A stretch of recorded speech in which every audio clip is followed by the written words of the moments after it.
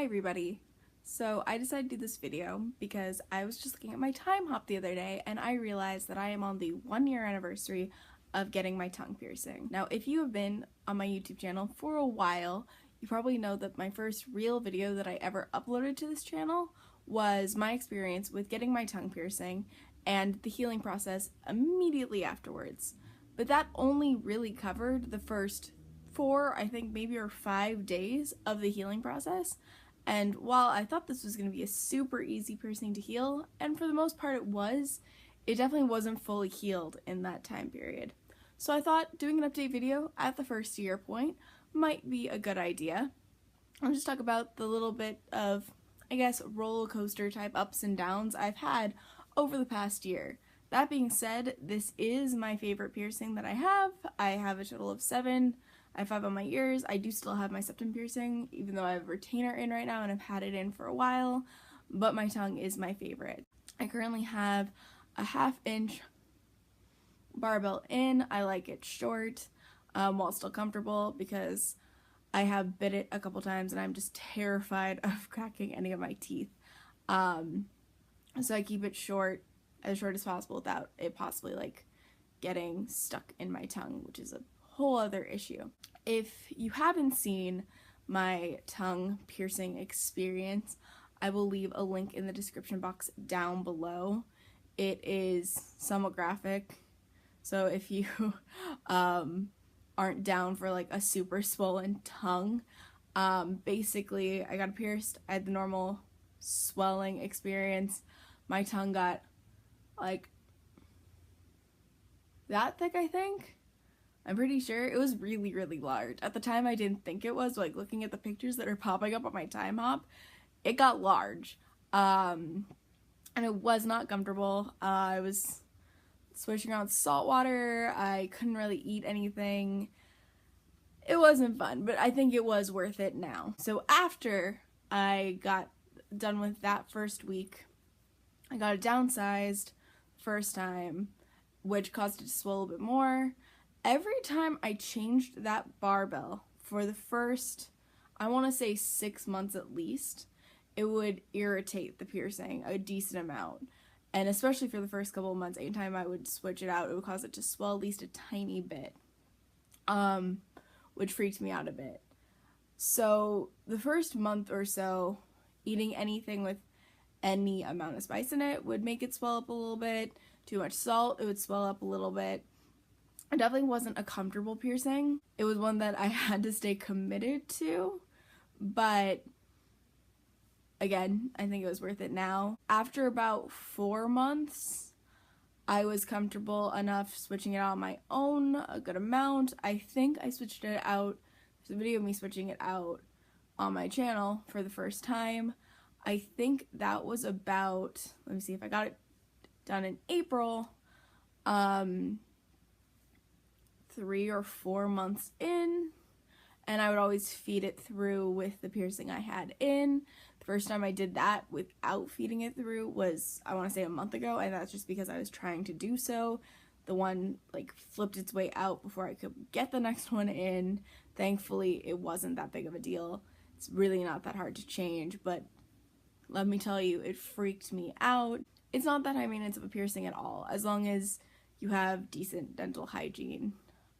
But that first month is clearly pivotal to making sure that it heals right. And I've had a good amount of friends who, they never got any infections, but they had a hard time sticking with the like no open mouth kissing for the first month, nothing oral sex wise for, I think it's like 3 months minimum, because you don't want to get anyone else's like DNA or bacteria into your mouth. And those rules are pretty steadfast. And I can understand why, because like with me, I like spicy foods, and even the first 6 months, I want to say, if I had anything with like jalapeno or cayenne in my mouth, my tongue would start swelling, because clearly it's mostly healed, but there are clearly still like at least tiny fissures in there, because my tongue was not having it. I personally think, because of my experience with like it's still reacting to things, even though everyone says it's like a 1 to 2 month healing, I can see that for initial healing, but for me, my personal experience, this is probably like a 6 month heal. And I've read that on a lot of like the more serious piercing sites. Like, it's a 6-month heal for a full heal. Now I can eat just about whatever I want as long as it doesn't get hooked on things. That's a fun one. That's something that I didn't think about before I like went into this. Like, I'll be licking something off of a spoon and I won't think about the fact that the spoon has holes in it, and suddenly it will get caught and I'm like, that's really uncomfortable. Or even just like licking on ice cream, like having the extra little bump and it like trying to make its way through the ice cream. Like, it's not the most comfortable thing in the world, so I usually like use the tip of my tongue. It takes so much longer to eat ice cream and things. And so it's little things that you don't really think about before you get this piercing. That being said, would I recommend this piercing? Yes, if you want this piercing, I recommend this piercing. It's not as bad as some people made out to be to me. The healing is just longer than some people made it out to be to me. However, I know that this is also one that's like the rebel piercing, and when the people go out and just get on a whim, I wouldn't recommend that. I know a lot of people get this one and then take it out during the healing process, and I 100% understand that. If you get this on a whim, I don't really see for a lot of people this lasting more than a few days in your mouth. For me, in a lot of ways, it feels like I've had it all my life because I don't really remember that well what my mouth felt like without it in there. Like, imagine this in your mouth. It is a foreign object in your mouth, but pretty quickly after getting it, you get so accustomed to it that I don't remember what it was like without having those two little balls, especially the top balls, the one I feel all the time. I remember what it was like to not have that there. But at the same time, I remember the day I got it pierced so well that it feels like it was like a month ago. So it's this weird back and forth. Whereas like my other piercings, they all feel like I got them done like 20 years ago. This one, it both feels like I've had it since birth, but also wasn't that last week. But yeah, all around, I love it. I would recommend it. If you get it, I highly recommend getting the shortest bar that it fits comfortably in your mouth without possibly like embedding into your tongue. Like this one clearly is not embedding in my tongue, but also it's very, very difficult for me to actually bite while eating. Because I personally did not want to get acrylic. I've heard from too many sources that acrylic, when it's at body temperature, can leach carcinogens, and that's even in like ears and like septums and all of that. So I'm just imagining like it being in a tongue, like the carcinogens that could leach there. That wasn't something I personally was willing to risk, even though I understand that the balls being acrylic, if I bit on those I wouldn't get the tooth damage. But to me, as much as I don't want tooth damage or cancer risk, I would rather risk tooth damage than cancer risk. But at this length, my tooth damage risk is also much lower. I know some people like having the really long bars, I guess because they can play with them more, but like, I don't miss my long bar at all.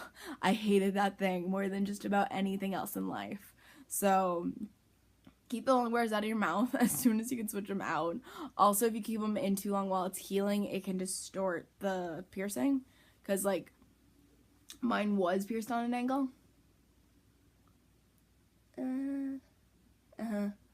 My frenulum, there's gonna be that one person that's like, you're saying this wrong, but it extends really far. Why can't you see it?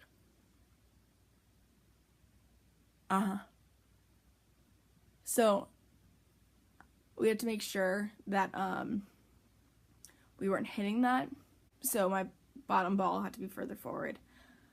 But if you keep the long bar in too long, it might end up angled weird anyway, because you're healing it with this heavy weight flopping around in your mouth. That's like the only advice I have is get the long bar out so you don't end up with a weirdly lopsided one, because like even healing as well as possible, I still have an angled piercing and not a perfectly center one, but it's looking much better now. Maybe I'll edit that, maybe I won't. Like, it's looking good. It's making me feel better. Anyway, I'm already at like 10 minutes pre-edit. It's probably gonna be close to that. I thought this was gonna be 5 minutes, whatever. That's my quick like update on it. I would love to get some frequently asked questions to go on for this. I have some off of other social media. If you have any questions about tongue rings, tongue bars, put them in the comment section down below. I would love to make a video on it. Like this video if you like this content. Subscribe to this channel. I'm hopefully gonna get some more content out soon, and I hope that you guys stick around. Yeah, love you guys. Talk to you soon. Bye.